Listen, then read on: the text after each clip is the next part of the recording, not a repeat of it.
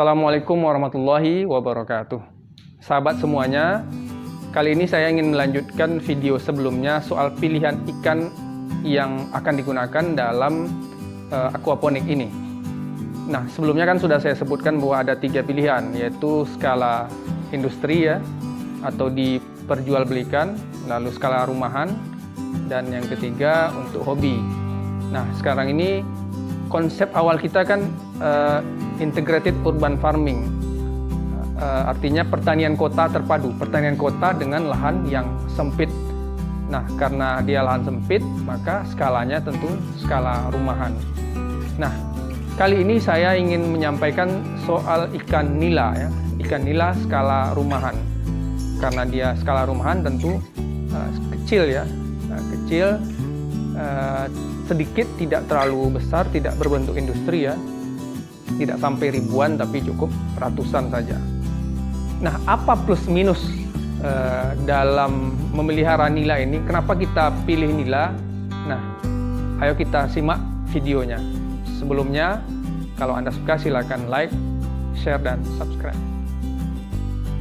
Saudara, di kolam nila saya ada sekitar 400 ekor nila ya, dari 2 kolam yang saya gunakan. Satu kolam semen, yang sementara satu lagi kolam terpal. Ada 1 kolam lagi, sebenarnya 3, tapi yang kolam ketiga ini belum saya pakai, masih kosong. Nah, dari 2 kolam itu hanya 1 mesin ya, mesin, 1 filter, kemudian 1 mesin, ditambah beberapa aerator ya, untuk gelembung udaranya. Nah, itulah kolam saya. Nanti saya tunjukkan persisnya seperti apa. Sekarang sahabat, apa sisi plus menggunakan nila sebagai ikan dalam sistem aquaponik? Yang pertama, nila itu manja, nyaris seperti koi, memiliki sistem filterisasi dan sirkulasi air. Sebab di alam pun nila hidup di air yang mengalir. Nah, sistem sirkulasi air ini tentunya sayang, eman-eman kalau dibiarkan begitu saja. Kita bisa terapkan dalam sistem aquaponik. Tambahkan tanaman di sistem sirkulasi itu. Selain menjadi tambahan filterisasi air, sebagai filter biologis, ini juga mendapatkan manfaat ganda untuk nutrisi tanaman. Kedua, nila itu ramah. Sama seperti koi, nila itu ikan yang sangat ramah. Mungkin ini jarang terekspos, tapi saya membuktikan hal-hal yang menakjubkan soal keramahan nila ini. Sangat mengasihkan bercengkrama dengan nila. Kita datang saja sudah disambut. Kita dekati lebih lagi. Kita sentuh apalagi. Jadi kalau di udara itu ada istilah jinak-jinak merpati, maka di air ada istilah jinak-jinak nila. Ini tentu istilah baru. Sangat fantastis.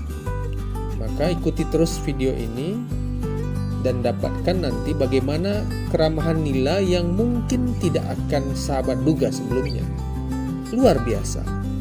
Benar-benar bisa jadi wisata keluarga. Ketiga, nila itu omnivora.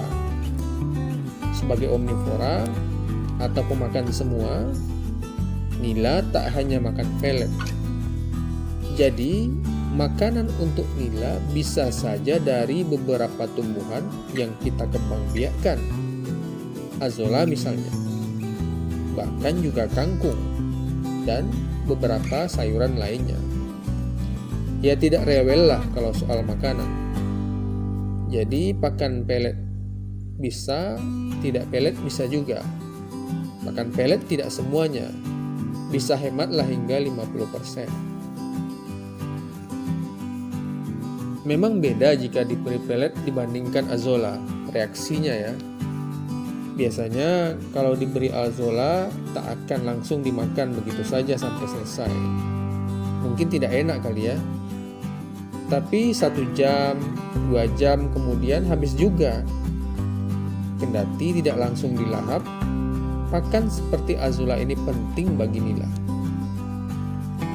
Pelet itu berkontribusi besar dalam meningkatkan kadar amonia dalam kolam. Pelet yang berlebihan akan berbahaya bagi nila. Nah, Azolla ini lebih ramah untuk air pada kolam nila, bahkan yang padat tebar sekalipun. Sebab ia nabati, alami, dari alam untuk nila. Sementara proteinnya pun sebenarnya cukup tinggi, bisa hingga 30%. 4. Nila itu mudah berkembang biak sendiri.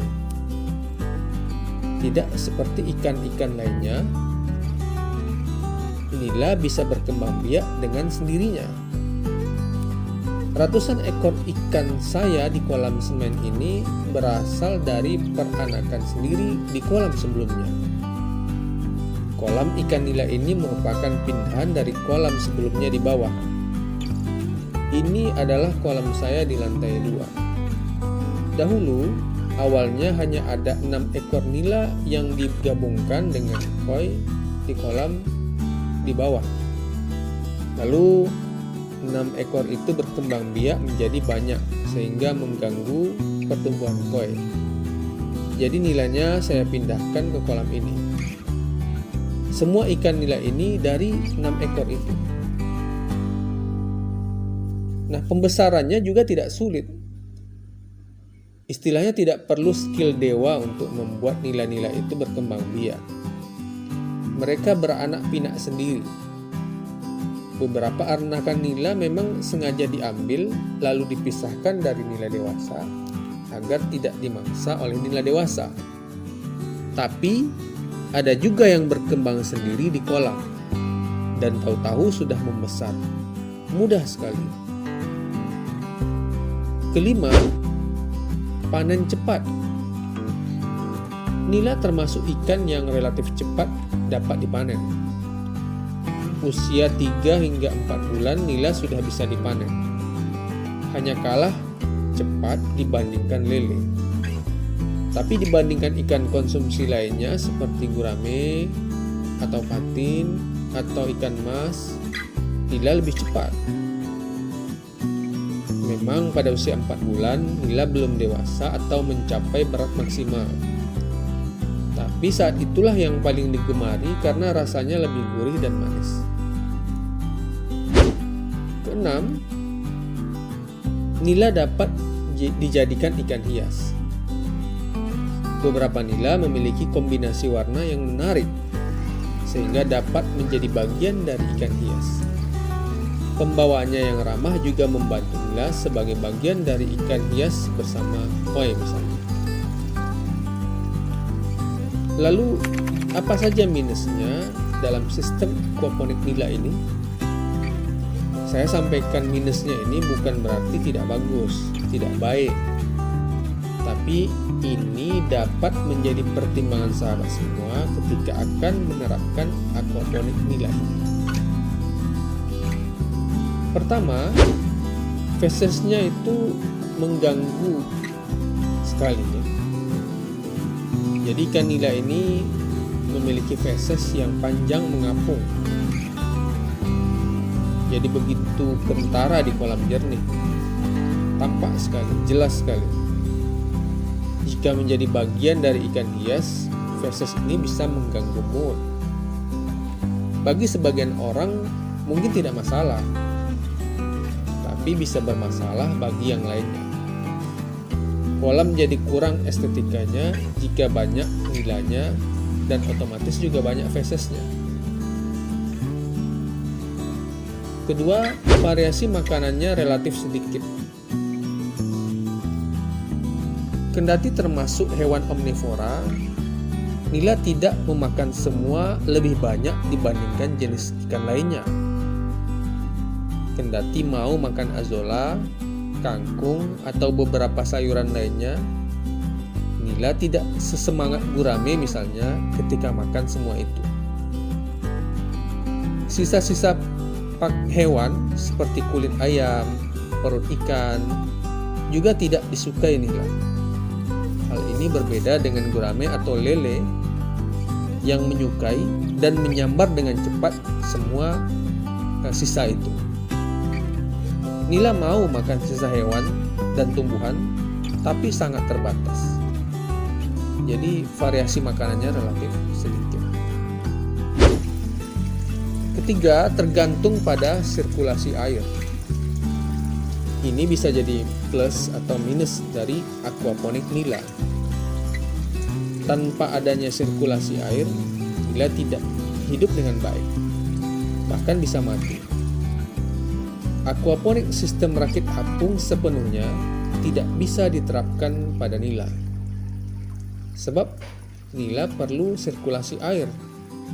Tidak cukup hanya penyerapan amonia melalui tumbuhan air. Tentu sirkulasi air akan memiliki konsekuensi biaya listrik untuk menggerakkan mesin pompa. Jadi ketergantungan pada sirkulasi air itu membuat biayanya lebih dibanding ikan lainnya. Saudara, itulah kira-kira plus dan minus kita memelihara nila secara skala rumahan. Kalau Anda suka, silahkan diamalkan, dilaksanakan, dicoba seperti apa yang saya buat. Silahkan ditonton dengan baik. Kemudian kalau Anda suka, di like, share, dan komen. Silakan. Demikian saja. Assalamualaikum warahmatullahi wabarakatuh.